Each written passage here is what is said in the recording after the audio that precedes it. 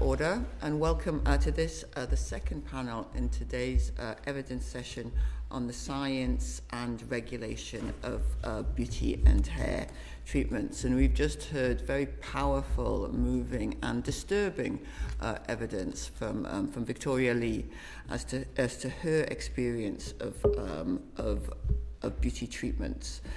I think in common with many people, I knew about botulism and I knew about Botox. I didn't realise that they were the same thing. And that speaks to the level of scientific understanding, perhaps, of beauty treatments. Can I just ask each of you to introduce yourselves as you reply? And I'll start with you, Ashton Collins. What are your biggest concerns about cosmetic products and treatments harming consumers? I'm Ashton Collins and I'm the director and founder of SaveFace. SaveFace is a national register of practitioners who are healthcare professionals that we take along a accreditation process to ensure that they are trained, insured and inspected for the treatments that they carry out. Our biggest concerns at the moment are the level of high-risk procedures that are being carried out routinely on the high street by people with no healthcare qualifications, and these are procedures that are quite literally costing people lives. So there has been one death linked already to a liquid BBL in the UK, and liquid BBLs are carried out using dermal fillers in very large quantities being injected into the buttocks and breasts of women that are causing complications like sepsis and infections. We've had a lady who had a cardiac arrest and went into kidney failure, was in an induced coma for a week, and these treatments are being sold on social media as being risk-free beauty treatments that you can have done in your lunchtime that have little to no consequences, that in actual fact poor Alice Webb lost her life in 2024 because of one of these procedures. And so we're now also seeing things like liposuction, surgical facelifts, blepharoplasties being carried out in people's homes by people with no medical qualifications. And so these are the things that should be tackled as a matter of priority, and we are heartened that the government are now taking action on that, and we're part of a stakeholder group to draft that legislation, and hopefully that will be imminent. But outside of that, and we've just heard from Victoria, what happened to Victoria was illegal. Yeah. She was injected with something that wasn't appropriately prescribed for her, and with something that turned out to be a counterfeit product. Now, it is illegal in the UK to import unlicensed and counterfeit medicines and use them on humans. It is also illegal for people to have Botox without valid prescriptions. So if you're having Botox, you should be seen face-to-face by a prescriber. So that would be a doctor, a dentist, a nurse prescriber, or a prescribing pharmacist who can assess your suitability for that treatment. And these two things are widely flouted in the UK, and the UK government and the regulatory authorities responsible for policing this legislation and these rules need to take these cases far more seriously than they do. Because we've seen with Victoria, she's using words like, I feel stupid and it's my fault, and it isn't. And this is an attitude, I think, that needs to change from the top down, because we see this when we encourage people to report these things to regulators and especially to the police.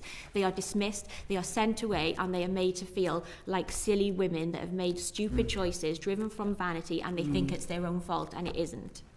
Thank you so much, Ashton Collins. You've raised a number of issues there, which I think the committee will definitely want to come back to. I do need to ask you and indeed all witnesses and the committee members not to refer to any cases where legal proceedings may be ongoing, and there are a number of such cases. So we need to avoid referring to them. But the points you make are very well taken, and particularly raising how this is seen, because this is it's women practitioners. Many treatments are researched by women scientists, and often, though not exclusively and increasingly not the case, though, it is women consumers as well. Shay Falodin-Libbard, can I ask you what are your biggest concerns about cosmetic treatments, building on from what Ashton Collins has just told us? So good morning to the committee. I'm Shay Falodin-Libbard. I'm co-director of Level Up, and I am one of the leads of the No More Lies campaign, which is a campaign trying to get beauty brands to remove cancerous chemicals from black women's hair products. And I'm going to be speaking mostly about hair relaxers today. I realise that there's a varying degree of understanding in the room about hair relaxers, so I'll try and give as much context as possible whilst being as brief as possible. So for generations, black women and children have used hair relaxers for several far-ranging reasons. Some do it to avoid racism and hair discrimination at school or work. Some do it because it's easier to manage, and some do it because they simply prefer it that way. 3 out of 4 black women in the UK have used hair relaxers at some point. And for most of them, hair relaxers are just one of those hair practices that's passed down from generation to generation, primarily from mother to daughter. Black women have historically spoken about the severe burns and hair loss that comes from using hair relaxers. However, our biggest concern is that an established and growing body of research has been linking the use of hair relaxers to serious health issues, including breast cancer, uterine cancer, fibroids, respiratory illnesses, and kidney failure. Having worked on this issue for the last 5 years, we found that gaps within the UK's existing regulatory and enforcement infrastructure, a lack of corporate accountability, and research disparities that are rooted in racism and discrimination leave black women and children unknowingly overexposed to dangerous chemicals that have life-threatening or life-altering consequences. I want to be clear that this isn't about telling black women what to do with our hair, right?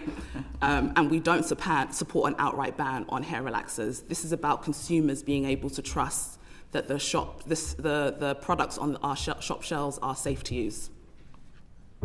Thank you very much, Shay. And I should declare an interest there. Not only I am something of an expert in black hair products, having used a large number of them over my life, but also I was burnt by a hair relaxing treatment a couple of decades ago, and that is one of the reasons why I do not relax my hair anymore. But you talked about the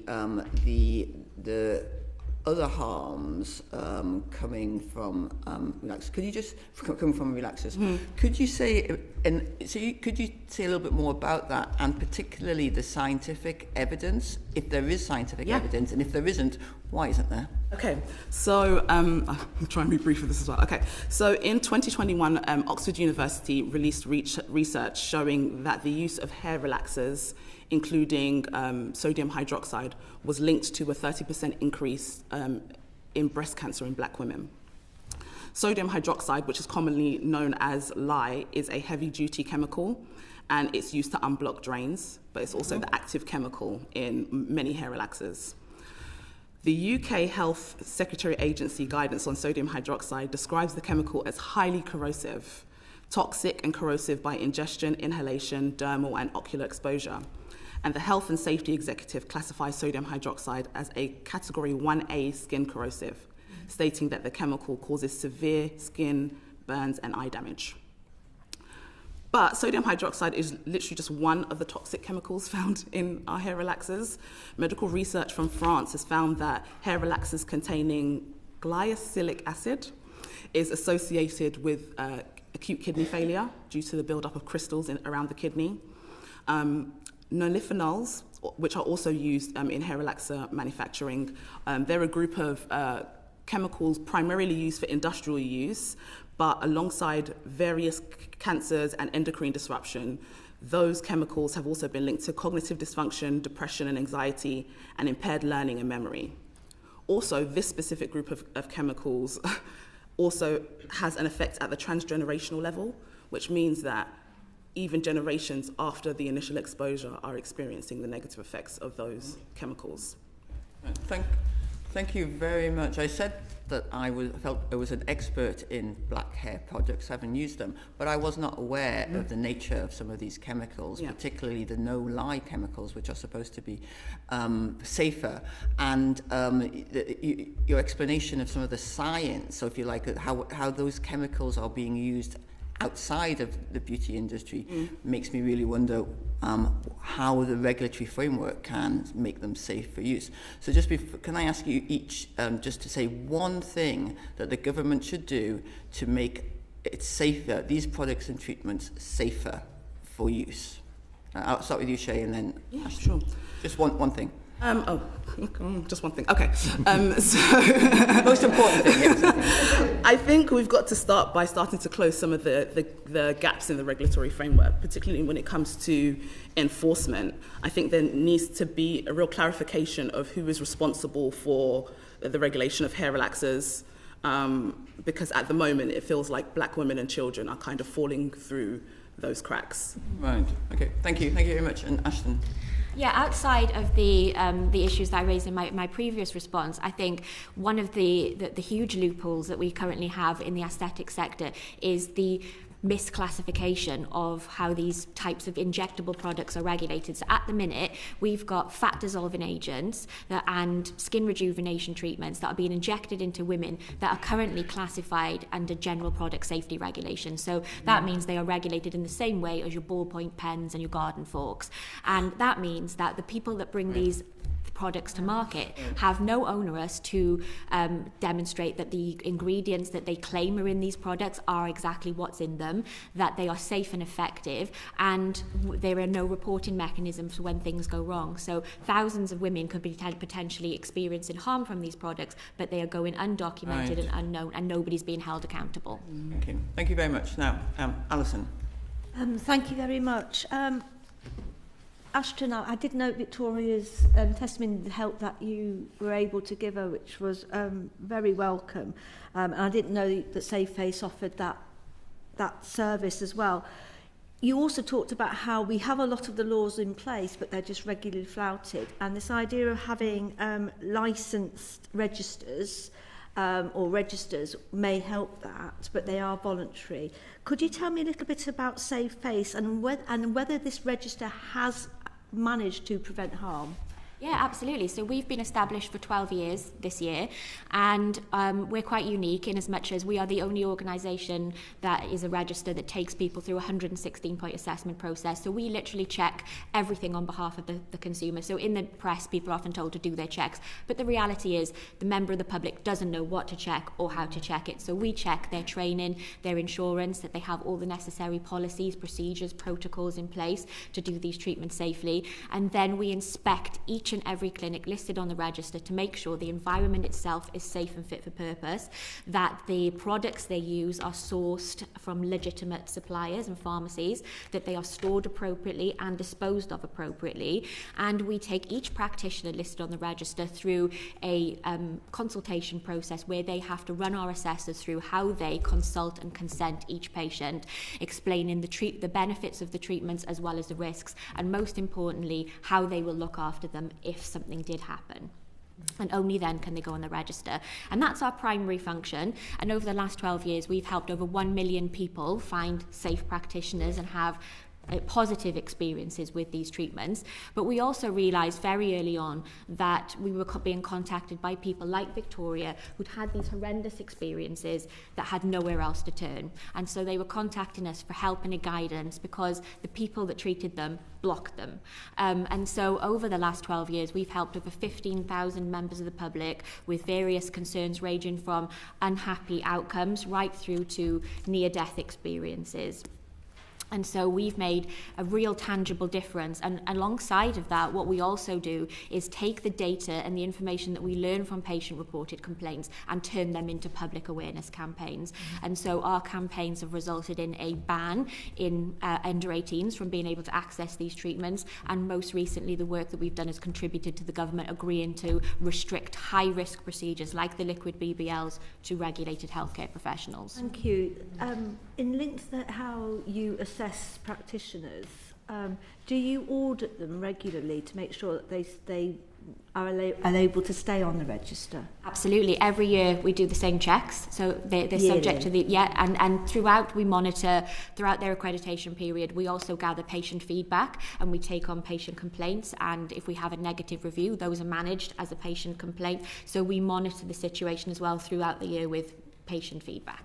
Okay, thank you. There are concerns. There is another voluntary register which seems to be a bit broader. It's a joint council for cosmetic practitioners, and there are concerns that voluntary registers are of little benefit, as only the safer practitioners will go to them anyway. Do you agree with that? Well, I think, for example, voluntary registration is a challenge in a way, because, you are hoping to attract the people that want to do the right things for the right reasons, not because they're being told to, but because they realise there is an issue and they want to act in the best interest of patient safety. And that's what we believe we've got. We've got over 1,000 members who have put themselves above the parapet. They choose to be inspected. They choose to be scrutinised because they care about their patients. And the challenge is, even with statutory legislation, where you have licensing, or for example in Scotland, where Healthcare Improvement Scotland regulates, without effective policing and enforcement, there are always going to be people that operate under the radar. And so, for example, Scotland estimate that there are around 500 people that should be registered with them but aren't currently, and it all comes back to that effective policing and enforcement, which for any government scheme would need to be bolstered up. That is often the case. Enforcement is often an issue, and I did hear Victoria saying what she would like to see in those cases, which was quite strong and well noted. If the government does introduce a register and licensing scheme, I'm quite interested on their sort of green, amber, red idea, and red treatments only on CQC regulated premises. What would they need to do, therefore, to ensure it works well? Again, it comes down to two main factors, really. Is the first and foremost is effective policing and enforcement. So identifying people that should be part of these schemes and are not. And that is increasingly challenging with things like social media. So we investigate people that quite literally operate like ghosts. So they only operate on social media. They have no fixed address. They get mobile, so they come to your house to do the treatments. They operate with spurious names, like Amy's Aesthetics, for example. You don't know her full name. You've got no way to find her, and so when things go wrong, she can block you on social media, and you have no means of finding her. And it would be the same for an authority. And so that is the challenge in terms of how to develop a scheme that is robust enough to tackle these sorts of providers, so that we don't have an underground operation. A final ask: how do you fund yourselves, and how do you afford to be able to do that and have the manpower or woman power to do that? Much like CQC, we are funded by registration fees. So the people that join our register pay an annual fee to go through that process, and the work that we do in terms of members of the public, that's not paid for. So members of the public don't pay to use our services. It's the practitioners that join our register. Thank you. Great. Thanks very much, Alison. Great question. I think I just asked Shay, how are you funded? We're funded by philanthropic organisations and public donations. Great, thank you. And thanks also, Alison, for raising the connection, if you like, with our social media and harms inquiry, which we published in June, which I think there's something the committee will want to look again in terms of misinformation and disinformation. Now, Adam. Yes, thank you very much, Chair. Morning, both. Thank you for joining us today. This is an issue that came up in some of my constituency casework recently, and it's not something I was aware of at all, actually. So I'm really glad that you've come to us today. I had a really interesting conversation with Karen from KC Aesthetics in Long Eaton, who I think she considers herself a best practice practitioner. She provides training and has gone through as much training as possible, but she wanted to highlight to me quite how few people were doing appropriate training and all of the issues that we touched on. So I'm really glad that we've been able to raise this morning. But Ashton, in your opinion, do you think greater regulation of training of hair and beauty practitioners generally will help to address the harms, and are there any sort of downsides you see to increasing the amount of regulation? Yeah, absolutely. Training is probably one of the most contentious and complex issues within this sector, because I guess, unlike any other sector, there are such a vast array of different professional backgrounds operating in this space. So you have beauty therapists, you have all manner of healthcare professionals, including plastic surgeons, nurses, doctors, dentists, paramedics, all sorts of things. So developing a qualification framework that encompasses all of those professionals and makes it a level playing field is incredibly difficult. And then you have prescribing rights and things that are only applicable to healthcare professionals, and prescribing is essential not only for Botox treatments but also for the management of dermal filler complications as well. But I guess common themes that always arise in the analysis of the complaints that we deal with, and this should form a baseline, I think, for any qualifications that are mandatory or form a part of a licensing scheme, are things around consultation and consent. So there are always issues around those, and medical history and contraindications and all those sorts of things. Poor infection control, that's always a key factor, and aftercare and complaint management. And so having those core competencies that then could be transferable to procedure-specific training that makes somebody competent in the actual treatment that they are providing would be a great starting point to make sure that those foundations are solid, so that any treatments that they then carry out and do specific training in are then building upon that framework. Real, thank you. And I guess following on from that, if you were to be designing a training program that you would consider mandatory for all practitioners, what are the kind of basic things that you would include in that training program? So those things that I just mentioned, they would form core competencies in terms of taking people through a robust consultation and consent process, because especially in this industry sector, actually, consent is incredibly important, because members of the public don't see these treatments as being any way medical, any way risk associated. They think that they are everyday beauty treatments that have no consequences, and that is rooted in the consultation and consent process. They are not told that they can have things like vascular occlusions or brow ptosis or any of these things, which needs to be explained thoroughly at the point of treatment. And then over and above that, there needs to be a competency framework so that people can do these treatments safely and look after people when things go wrong. Well, thank you, Ashton. A few more questions. Looking at what happens if things go wrong, and I think even with all the training in the world, we have to be aware of the fact that occasionally things could go wrong. We heard incredible testimony from Victoria earlier about what happens in those instances. In your view, if somebody is harmed, as we heard earlier, by a hair or a beauty product, or a treatment, do you think that there's sufficient support for them to complain? Is the system there to support them? And is there a method by which they can seek treatment and compensation for being harmed? So from our perspective, the support that we offer is quite formalised. We triage every complaint that comes into us, and they're categorised by risk. And so we deal with those, and we take them through a similar process. We contact them, we see if they need any emergency medical treatment, and then we help them with their actual complaint. So we try to mediate that with their practitioner. So we get them to write letters of formal complaints to try and resolve that issue locally. We navigate them to regulators where appropriate. And I think the main thing that needs addressing is where there have been breaches in legislation, regulation, statutory rules, is that the support that they are given is very inconsistent. And we've long called for a task force, because what we find when we make complaints to these statutory regulators, oftentimes people that you are on the ground dealing with these things don't even realise that they have a responsibility or a remit to investigate complaints related to these treatments. And so we'd like to see a task force established that unifies and brings together representatives from all of the different statutory regulators that have a responsibility for policing this sector, to meet regularly to discuss these issues, discuss specific cases, to make sure that victims like Victoria are properly supported and the people that cause these problems are properly held to account. Thank you, Ashton. I think that the task force is a really interesting idea. Shay, I'm going to bring you in here. Is there any changes that you'd like to see consumers better supported if they're harmed? Well, at the moment, from our experience of trying to engage with companies and regulators around this issue, there is like a real lack of support. I think when people do report harms or concerns, they're often met with responses that place the blame on them or an emphasis on mistakes that they've made, rather than seriously considering the dangerous nature of the ingredients in their products. So I agree around like a task force. I think that's such a good idea, because one of the issues has been around enforcement. Although there are a few gaps in the regulatory framework, like I've mentioned, that is only compounded by the lack of enforcement that's happening at the moment.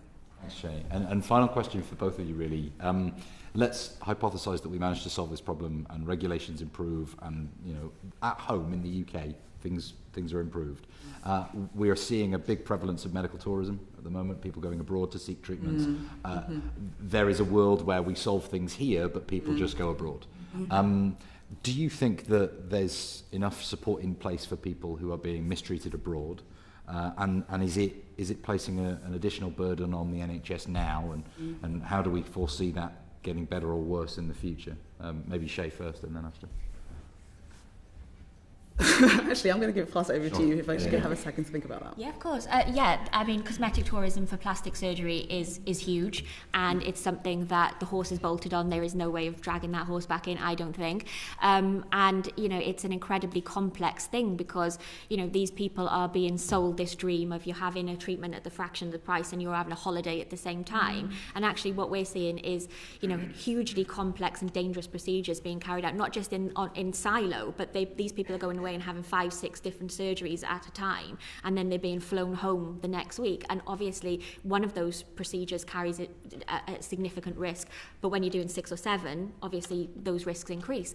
And so when they come home, they experience problems. They can't then fly back out to Turkey or wherever it might have been. And so it does fall on the NHS to pick up the pieces, and there are no safeguards for the NHS to recover that money. There's no insurance in place for that to happen. And so there needs to be more in terms of establishing a framework between the UK and hotspots like Turkey, where governments agree on a set of standards that certain providers can agree to sign up to, have their clinics inspected, have their credentials inspected, and agree that if things go wrong, there will be safeguards in place. Because at the minute, people are just left to choose a provider. They don't know what they're walking into until they go abroad, and by which time we've heard stories where it wasn't as it was presented on social media or in the catalogues. It looked a bit dingy, red flags were going off, but they'd already paid, they were there for the week, so they went ahead anyway, and inevitably things go wrong. Thanks, Ashton. Shay? So in the case of hair relaxers, it's slightly different because you're not going abroad to get medical care, but there are a lot of circumstances where black women are buying hair relaxer products from abroad, from America or South Africa, for example. And because of that, those products are not subject to the UK regulation because they're available from third-party resellers like Amazon or PAX and things like that. And I think there is some real work to be done to close the gap in people's knowledge around the impacts of a lot of these chemicals and the impacts that they can have on their bodies and their lives. I think there is people assume that products on our shelves, or if they're available to buy, that they're safe, and that should be the case, but it's not. And so I think there is a lot of consumer education to be done around how products, particularly cosmetics, impact us. Thank you, Chair. Yes, thank you very much, Adam. And I do wonder what guidance whether travel guidance for countries like Turkey mentions or reflects some of the issues, potential issues about, if you like, beauty or treatment tourism, and that's something that we can check. But now, Daniel.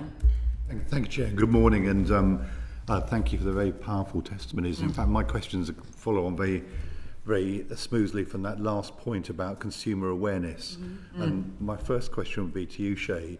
In your introduction, you talked about how the sort of knowledge and advice is passed on mother to daughter and so on. We did a survey as part of this to get people's views on the issue, and of those who had been harmed by a product, almost 60% told us that they hadn't really been aware of the risks. So to some extent, I'm surprised by that, because what you've been describing is a kind of informed, I would have thought, discussion.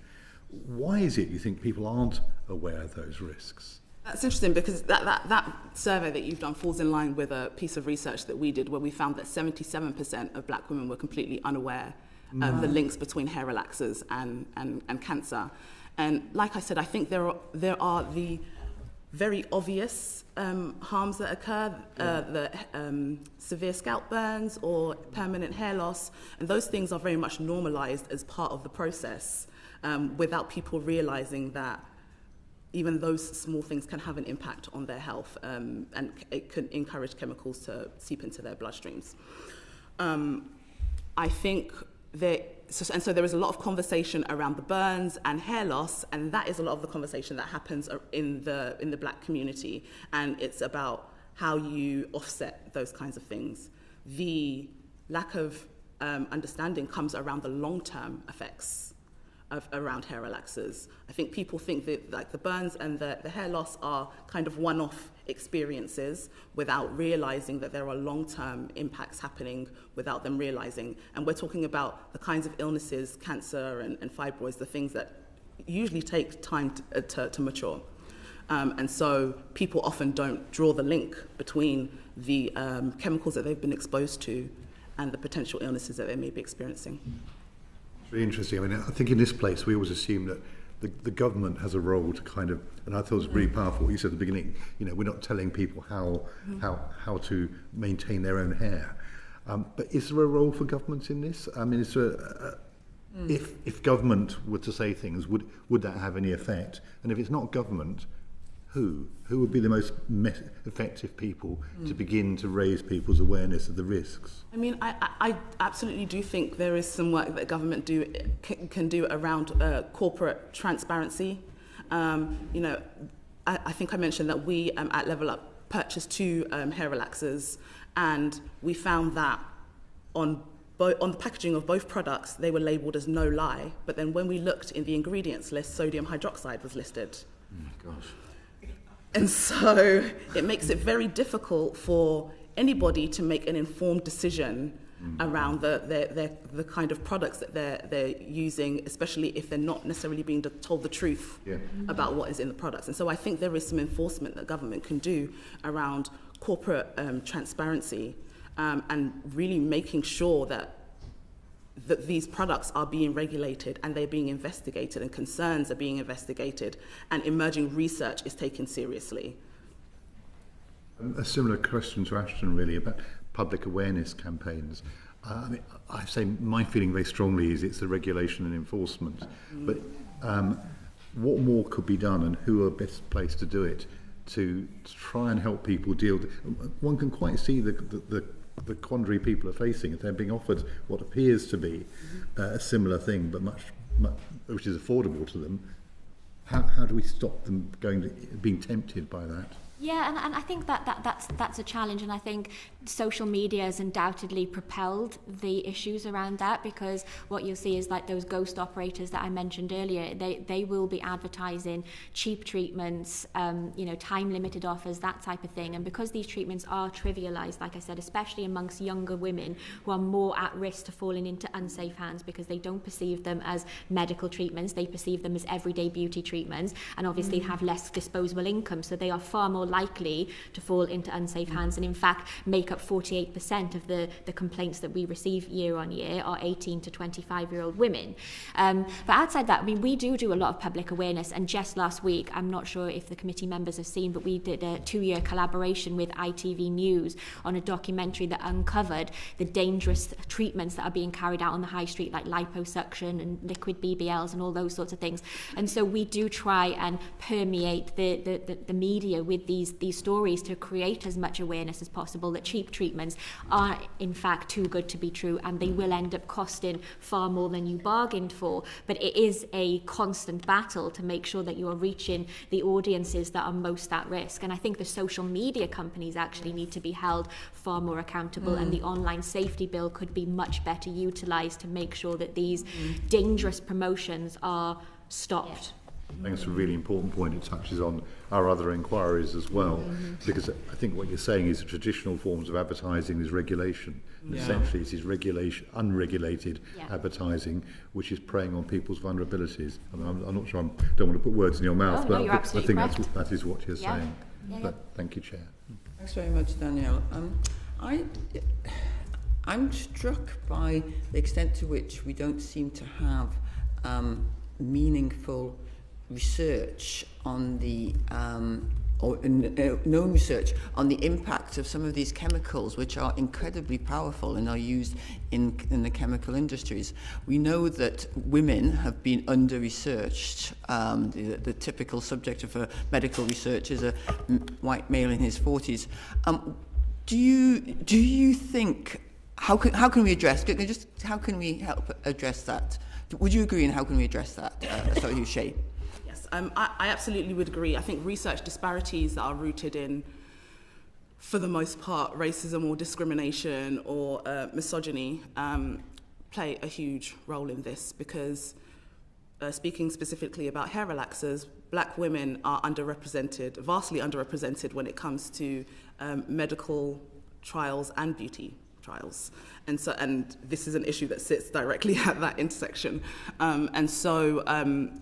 It is a real issue, and I think more has to be done to compel manufacturers and corporations to actually invest in research around the impacts of their products and the ingredients that they use.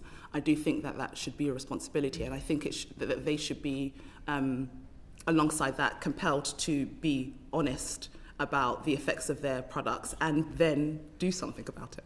Okay. Well, we're speaking to some of the trade and the sector in the next panel, so we can raise that then. Ashton, do you have anything to add to that? Yeah, absolutely. Similar point really, in terms of, like I said, with the injectable products that are flooding the UK market, there needs to be a reclassification, so they are either medical devices and the government needs to follow through on its commitment to actually make dermal fillers class 3 medical devices, so that they all have to go through safety and efficacy trials. And similarly with the fat dissolving and skin rejuvenation treatments. But also, like I said, there needs to be like Shay was saying, that it is a misogynistic environment. When people make reports to the police, we've had women who have nearly died, that in any other context, if they reported this level of assault to the police, those perpetrators would be arrested and held to account. But because it's under the guise of a beauty treatment, they are sent away and made to feel stupid. Right, so that's really something that the committee will take on board. And it does sound to me like science is letting us down here, as well as the regulatory environment. Just one more question from me, then I think, Emily. We have seen a huge increase in the way in which beauty products and treatments target young girls and boys. Children. How is the regulatory environment responding appropriately to that when it comes to beauty products and treatments? And I'll start with Ashton and then Shay. Yeah, absolutely. And we recently launched a campaign calling upon the government and skincare manufacturers actually to change the way that children are now being targeted with potent skincare ingredients like retinols and acids. They are now seeing these things on TikTok and asking their parents to buy them, some of them which don't even realise that they're buying things that could potentially be harmful. And with aesthetic treatments, it's very much the same. These people are being missold treatments as being risk-free beauty treatments, as opposed to medical interventions that carry serious risk of harm and even death in some cases. And so, there needs to be a shift in that, without doubt. Thank you very much, Ashton. And Shay, young black girls have always been sort of targeted in terms of hair treatments, but are we seeing an increase in that as well? Well, I think, just the fact that children's hair relaxers exist, right? Yeah. I think tells us that. And oftentimes the children's hair relaxers contain the exact same carcinogenic, endocrine disrupting chemicals that are in the adult hair relaxers. And similarly, they are also marked, a lot of them are also marked as no lie, having sodium hydroxide in the ingredients list. And so a lot of children, black children, are being exposed to exactly the same things that I mentioned before: cancer, fibroids, but also early onset puberty. And so we are, like I said, it's a whole product directed specifically to children, with brightly coloured boxes intended to kind of entice them into wanting the product. But it is an issue because it means that these children are being exposed to all sorts of chemicals and illnesses that them and their parents probably have no concept of. Thank you. Thank you very much. Emily? So I just wanted to expand a bit on the social media. You both have social media presences. I've been doing some work around women's health advice and how it's shadow banned often within the social media field. Do you feel that your messages are actually getting through and being treated algorithmically like they should be?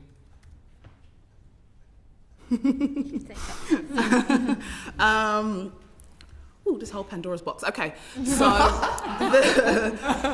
no, in a nutshell, no. I don't think they are treated speaking specifically around hair relaxers, it is an issue that is rooted in race and in gender and misogyny. So I think social media probably does quite a good job of trying to ensure that that doesn't necessarily get through. But that means that we have to try more other ways of getting through to people, traditional media, billboards, TV, press, things like that, because the algorithm will do what the algorithm does, and it will decide whether or not your content will be seen. And I will say that social media has been brilliant for us in terms of getting the message across, but there also have been times where we can see that our content is absolutely being suppressed.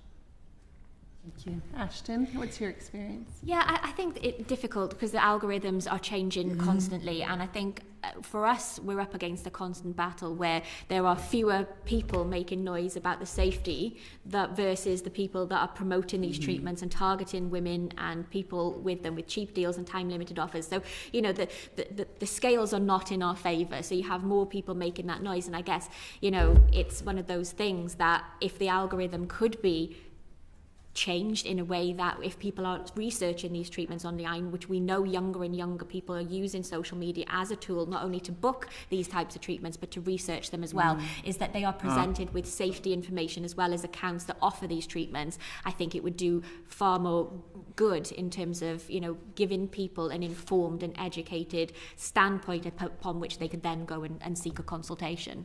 I think that's a really interesting point, because there is blurred line between promoted posts and adverts. Yeah. Right.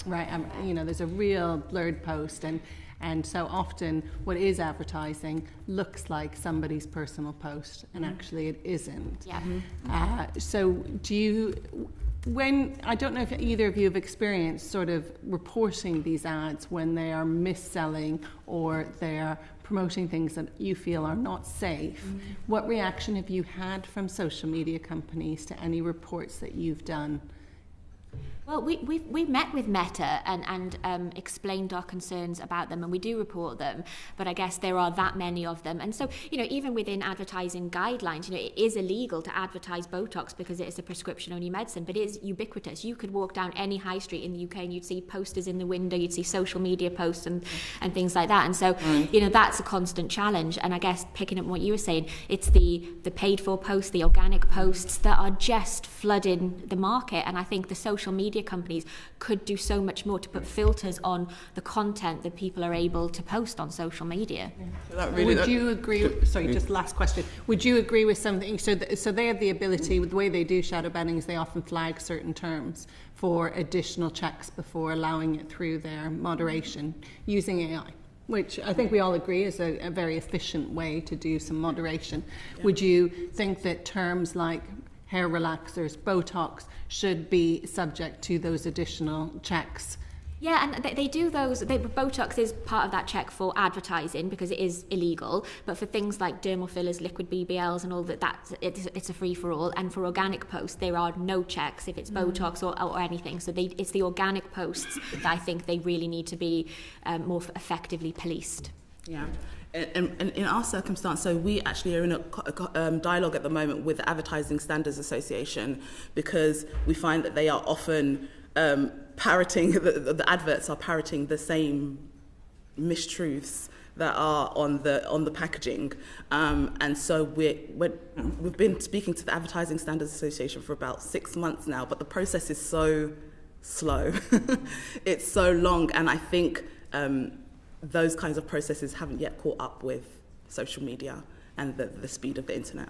Well, certainly something that the committee will look to examine, and we have seen statements by Ofcom and I think the government with regard to making it easier to look at and examine the engineer the algorithm processes, and that's something we also bear in mind as we meet with the regulatory authorities and the social media companies in the future. But can I just say a huge thank you to both of you. You've really shone a light on aspects of the hair and beauty treatment and the science behind it, which I was not aware of, and the committee really appreciates your evidence this morning. Order.